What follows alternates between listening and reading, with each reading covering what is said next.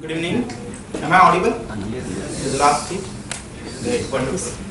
So we're going to have a very fabulous evening, and it's wonderful to see such a wonderful turnaround here. It's always amazing to see so much enthusiasm, energy in the crowd when we have some nice story sessions, and that's a success story that we all wanted to hear and probably learn something and take it forward in our own lives. I know we are all excited, very excited to hear Janardan's story, and I've heard it some time back, and I'm still here.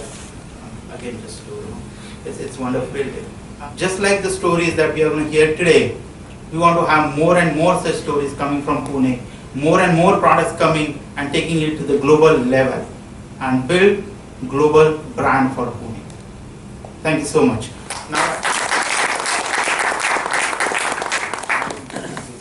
Now, welcome to the show. By the first question, I was just wondering, how did you come here? I wanted to actually take an auto rickshaw, but it was overbooked.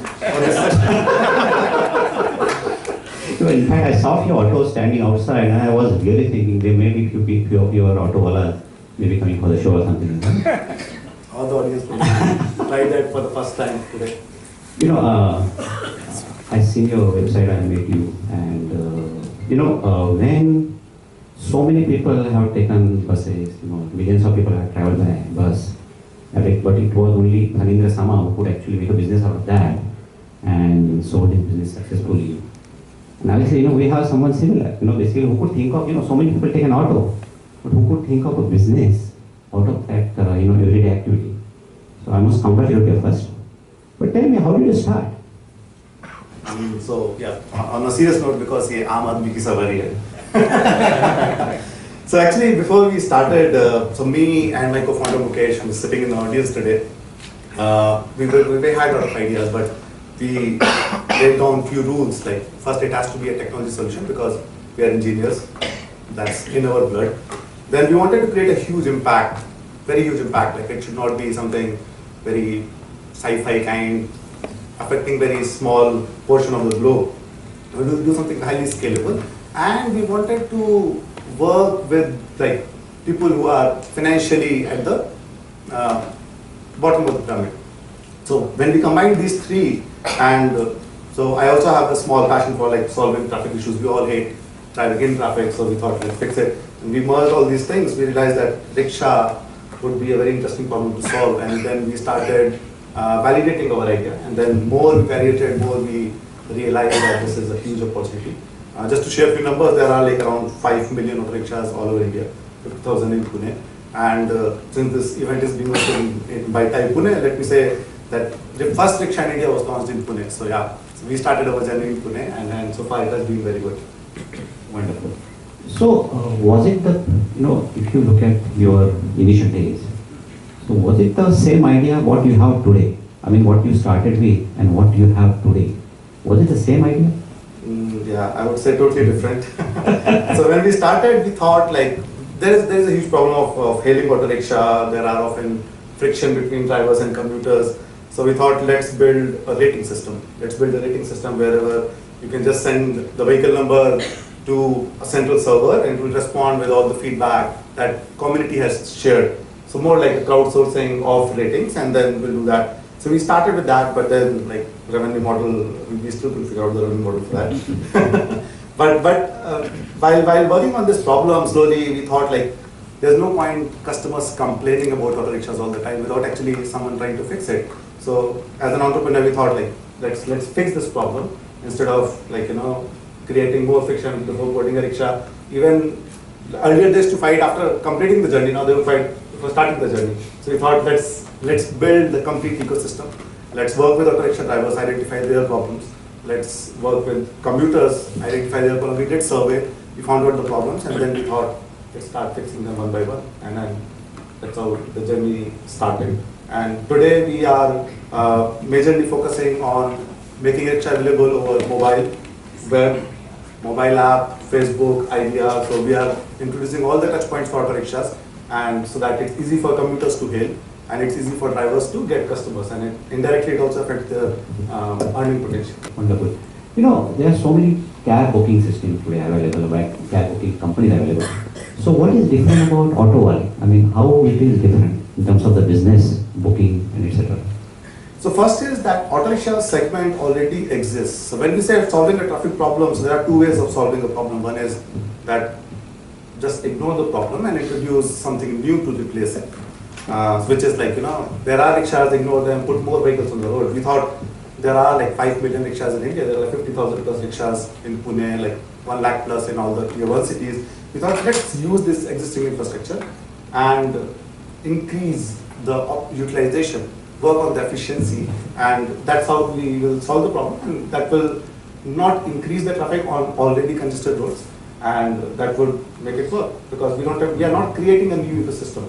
And the rickshaw already exists, commuters know how they are comfortable with rickshaws, there are drivers, trained drivers, we call them entrepreneurs, and let's work on them rather than having more vehicles on the road. So if you look at, let's say, Meru, or some companies similar to Meru, they have actually hired, or rather they have bought a fleet of cars, taxis, and they are running. So what's your plan? I mean, like, how is it something similar, or what you are trying to do differently? So a few days back we met the co-founder of Zipcar, and she said something that we correlated very well with. She said, like, use the excess capacity of others to build your business, and that's what we are trying to do. There are rickshaws, there are drivers, we are trying to do that.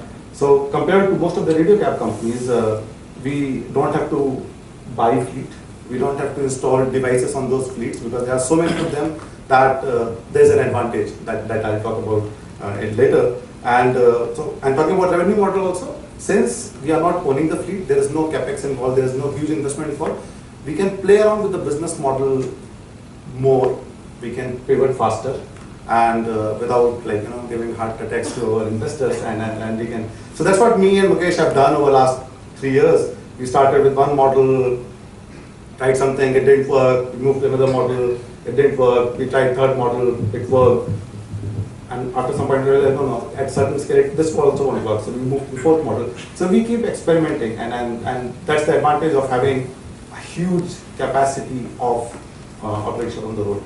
Because I think, yeah, you're right, because I had read somewhere, basically, the auto license cannot be given to a company, so it has to be bought by only individual. Now you have to actually work with individual, there's no option. Now, you had also mentioned that, you have worked with traffic system, and you had worked in Delhi during and even in Pune during CWG. So what was that? And what were the sort of, why did you decide to move away from that? I think you are making some money out of that, I guess. Yeah, so that was good money to sponsor our salaries while we were not making any money out of Auto Wallet. So when we started, that I guess most of us have gone through that journey. When we started, we were not sure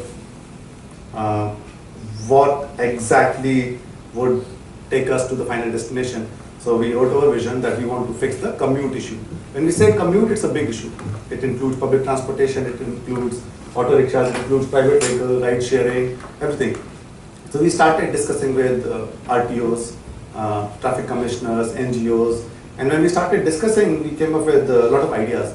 So at that point of time, we had very good discussions with traffic commissioner at that point of time, Mr. Manoj Patil, and he had few ideas, and then few ideas grew from there, and then we started working on something called as a route advisory system.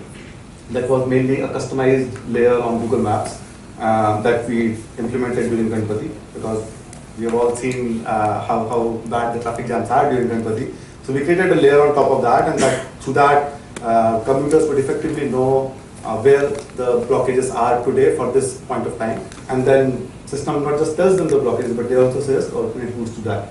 So we did that. We got some money, sponsors. In fact, then money was part of that. We got good media coverage, good encouragement, which is very important for all the entrepreneurs. Initials, that was the first press coverage that we got, and then Commonwealth Games was happening, like I think maybe 2 weeks after it was supposed to be launched in Delhi, and then we spoke to the traffic commissioner there. He liked the idea, he trusted. Like we still don't know how he could trust these guys would do it in 2 weeks, but he did trust us, and we delivered it in Delhi.